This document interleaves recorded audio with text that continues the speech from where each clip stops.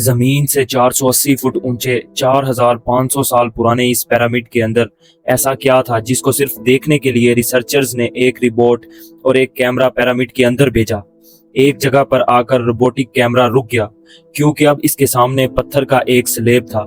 Researchers का मानना था कि इस स्लेब के पीछे जरूर कोई ऐसा राज छुपा है जो पिछले 4500 सालों से दफन है। ये राज इनको हर कीमत पर जानना था, इसलिए उन्होंने रोबोट के आगे एक ड्रिल मशीन लगाई जिसने इस पत्थर के स्लेब में बारीक सुराख कर दिया। अब इसके छेद के अंदर एक कैमरा भेजा गया जिसने स्लेब के उस पार एक ऐसा मंजर देखा जो पिछले 4500 सालों से किसी ने भी नहीं देखा था। अहमद यूसुफ की वीडियोस में एक बार फिर खुशामदीद।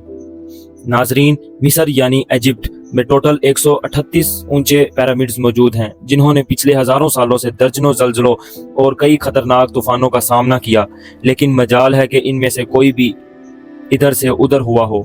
इनमें सबसे ऊंचा pyramid the great pyramid of Giza कहलाता है और इस पिरामिड की बेस का एरिया 13 एकड़ है। यानी इस पिरामिड के अंदर हैरत अंगेज तौर पर एक दो नहीं बल्कि पूरी 9 फुटबॉल फील्ड्स आराम से फिट आ सकती हैं। एक अंदाजे के मुताबिक इस पिरामिड में टोटल 23 लाख बड़े बड़े पत्थरों का इस्तेमाल हुआ, जिनमें से कई पत्थरों का वजन 50 टन भी था। अगर इसके टोटल वजन का अंदाजा लगाया जाए तो इस पिरामिड का वजन 60 लाख टन है, जो 12 बुर्ज खलीफा के वजन के बराबर बनता है। लेकिन इतने ऊंचे और आलीशान पिरामिड्स बनाने का आखिर मकसद क्या था? हजारों साल पहले जब इंसान के पास कोई टूल्स भी मौजूद नहीं थे, तब इन पिरामिड्स की दीवारों को कैसे इंच बाई इंच लेवल किया गया? कैसे 50 टन वजनी पत्थरों को स्क्वायर शेप में काटकर बगैर क्रेन के ही 480 फुट की ऊंचाई तक पहुंचाया गया? और इनको बनाने में ऐसे कौन से इंजीनियर्स का हाथ था जिन्होंने इन पिरामिड्स को अर्थक्वेक प्रूफ बनाने के साथ साथ इनकी तमाम साइड्स को एग्जैक्टली 51.5 डिग्री के एंगल पर सेट किया? ये सब आप जान सकेंगे आज की इस वीडियो में, तो आइए शुरू करते हैं। Challenge number 1। कई सदियों से मुख्तलिफ रिसर्च टीम्स इस पिरामिड की कंस्ट्रक्शन टेक्निक जानने के लिए सर जोड़ कर बैठी थी कि आखिर इस पिरामिड की हर side exactly north, south, east और वेस्ट पर बगैर कंपास के कैसे सेट की गई होगी। कई माहिरीन का मानना है कि इस टाइम के आर्किटेक्चर्स ने सबसे पहले ऐसी जमीन तलाश की होगी जो लाखों टन वजनी पत्थरों का वजन उठा सके। इसके बाद पोलर स्टार्स यानी वो सितारे जिनकी मदद से जमीन के पोल्स का पता चलता है, इनकी मदद से पिरामिड की हर साइड को मार्क किया गया। ना कोई कंपास और ना ही कोई ऑप्टिकल इंस्ट्रूमेंट, सिर्फ एक बेसिक टेक्निक से हजारों साल पहले इस पिरामिड की डायरेक्शन सेट की गई, और वो भी 0 एरर से। Challenge number 2। अगला चैलेंज था जमीन को लेवल करने का। जिस 13 एकड़ की जमीन पर इस पिरामिड को बनना था, इसका लेवल थोड़ा सा भी आउट होता तो 23 लाख पत्थरों के इस पहाड़ को खड़ा करना बिल्कुल भी मुमकिन नहीं था। अब इस जमीन को लेवल करने के लिए इस टाइम के इंजीनियर्स के पास ना ही लेजर लेवल था और ना ही बबल लेवल। माहिरीन का मानना है कि कंस्ट्रक्शन साइट की चारों साइड्स पर गड्ढे खोदकर इसमें पानी डाला गया होगा और फिर एक साइड के पानी के लेवल से दूसरी साइड के पानी के लेवल को मैच किया गया होगा।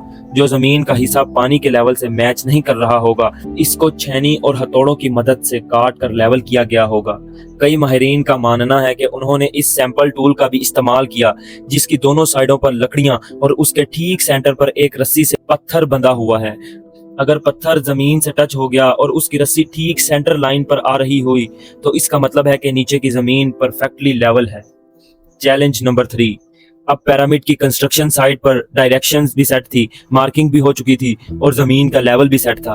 अब बारी थी कंस्ट्रक्शन स्टार्ट करने की, जिसके लिए लाखों टन वजनी और बड़े पत्थर दरकार थे। लेकिन ये पत्थर काटने के लिए ना ही इनके पास ग्राइंडर थे और ना ही जैक हैमर्स, लेकिन फिर भी उन्होंने 50 टन वजनी पत्थर काटे और इनको स्क्वायर या रेक्टेंगुलर शेप भी दिया। लेकिन आखिर किसकी मदद से? जी हाँ, यही वो सिर्फ एक औजार था जिसकी मदद से पत्थरों को काटा गया। माहिरीन का मानना है कि पिरामिड की कंस्ट्रक्शन में इस्तेमाल होने वाली छेनी सिर्फ कॉपर से ही नहीं बनी थी, क्योंकि इनको भी ये बात मालूम थी कि कॉपर नरम होता है और पत्थर नहीं काट सकता। इसलिए इसमें एक केमिकल आर्सेनिक भी शामिल किया गया था। कॉपर और आर्सेनिक से बनाई जाने वाली ये छेनी लकड़ी के हथौड़ों से पत्थरों पर ठोंकी जाती थी और कई घंटों की मेहनत के बाद बड़े बड़े पत्थर शेप में लाए जाते थे। Challenge number 4।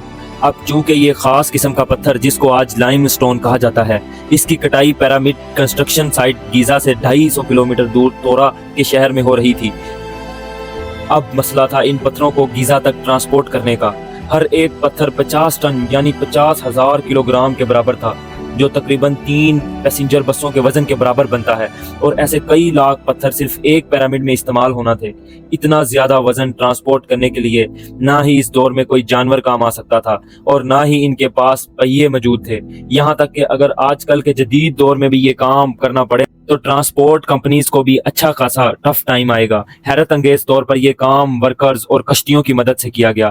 جی ہاں، تھورا اور گیزا کے درمیان موجود دریا کا استعمال کیا گیا اور بڑی بڑی کشتیوں میں پتھر لاد کر پیرامڈ سائٹ پر پہنچائے گئے۔ ماہرین کا ماننا ہے کہ یہ کام اتنا آسان نہیں تھا۔ شپس میں اتنے بڑے پتھروں کی لوڈنگ اور ان لوڈنگ میں کم از کم بھی 500 مزدوروں کی آرمی ایک ہی وقت میں لگائی گئی ہوگی۔ Challenge number 5۔ جو ماہرین کی ٹیم اس پیرامڈ کی کنسٹرکشن پر ریسرچ کر رہی تھی، ان کو اپنے کئی سوالوں کے جواب مل چکے تھے، لیکن ایک بات ان کو ہر وقت ستا رہی تھی کہ لائم اسٹون کٹ بھی گئے، ٹرانسپورٹ بھی ہو گئے اور کنسٹرکشن کے دوران ایک کے اوپر ایک لگنا بھی شروع ہو گئے۔ مسئلہ یہ تھا کہ پتھر اتنی اونچائی تک آخر پہنچائے کیسے گئے ہوں گے۔ کئی ماہرین کا ماننا ہے کہ پیرامڈ کی کنسٹرکشن سے پہلے ہی یہ پلان کر لیا گیا تھا، یا تو یہ اسپائرل ٹریک کے ذریعے اوپر گئے ہوں گے یا پھر زگ زیگ طریقے سے، لیکن یہ بات تو طے ہے کہ 50,000 کلو گرام کے پتھر اوپر مزدوروں کی آرمی کی مدد سے ہی کھینچ کر لے جائے گئے ہوں گے۔ Challenge number 6۔ بات صرف لاکھوں مزدوروں چھینی ہتھوڑوں سے لائم اسٹون کاٹنے اور اتنے بڑے پتھروں کو ٹرانسپورٹ کرنے کی ہی نہیں تھی۔ اس پیرامڈ کے اندر کمپارٹمنٹس، ان کے اندر جانے کا راستہ اور کئی چھوٹی چھوٹی سرنگیں بھی بنائی گئی تھی۔ باقی سب چیزیں تو ٹھیک ہے، لیکن ایک چیز ماہرین کو حیران کر گئی، اور وہ یہ تھی کہ اندر کے کمپارٹمنٹ میں موجود پتھر استعمال ہوا تھا وہ لائم اسٹون نہیں تھا بلکہ گرینائٹ تھا۔ جی ہاں، گرینائٹ ایک ایسا پتھر ہے جو ڈائمنڈ کے بعد دنیا کا سب سے سخت ترین اسٹون مانا جاتا ہے۔ گرینائٹ آج بھی جدید دور میں بڑے بڑے گرائنڈرز کی مدد کے سوا کاٹا ہی نہیں جا سکتا۔ دنیا بھر سے کئی آرکیولوجیکل ماہرین کو پیرامڈ کا وزٹ بھی کروایا گیا، لیکن کسی کو بھی اس بات کا سراغ نہیں ملا کہ 4500 سال پہلے مصریوں نے گرینائٹ جیسے ٹھوس پتھر کو اتنی صفائی سے کیسے کاٹا تھا۔ آخرکار کئی سالوں کے بعد ماہرین نے اس مسٹری کو بھی سولو کر دیا۔ مصریوں نے گرینائٹ کو اس اوزار سے کاٹا تھا جس کے دانت ہی نہیں تھے۔ جی ہاں، بغیر دانتوں والے اس آرے کے دونوں سائیڈوں پر وزن ڈال کر اس گرینائٹ پر چلایا جاتا اور بیچ میں بجری ڈالی جاتی تھی۔ ماہرین کا ماننا ہے کہ اس طریقے سے اتنے بڑے پتھر کو کاٹنے میں 4 مہینوں کا وقت لگ جاتا تھا۔ آخرکار پیرامڈ بنانے کا مقصد کیا تھا؟ ان پیرامڈز کو بنانے میں کتنے مزدور ایک ہی وقت میں کام کرتے تھے؟ اور روبوٹک کیمرہ نے جب پیرامڈ کے اندر پتھر کے سلیب میں سوراخ کیا تو اس کے اندر وہ کون سا منظر دیکھا گیا جو پچھلے 4500 سالوں سے کسی نے بھی نہیں دیکھا تھا؟ یہ سب اور اس سے بھی زیادہ آپ جان سکیں گے اس ویڈیو کے پارٹ 2 میں۔